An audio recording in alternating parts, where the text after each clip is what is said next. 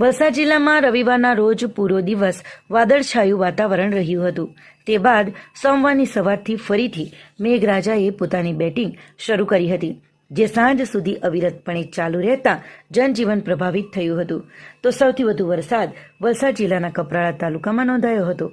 કપરાડામાં 3 ઇંચથી વધારે વરસાદ ખાબકતા તમામ નદી નાળાઓ તોફાની સ્વરૂપે વહી રહ્યા છે, જ્યારે કેટલાક લો લેવલ પુલ અને કોઝવે પર પાણી ફરી વળતા અનેક ગામોનો સંપર્ક કપાયો હતો.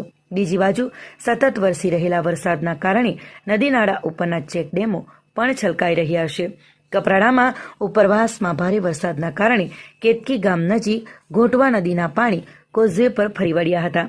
બીજી બાજુ પાટી તાલુકાના અન્નાલા પાટી ગામ નજીક કોલ્લક નદીના પાણી કોઝવે પર ફરી વળતા ગામોના રોડ માર્ગોનો સંપર્ક કપાયો છે, જેને લઈ બંને તરફના વાહન વ્યવહારો ખોટકાઈ ગયા હતા.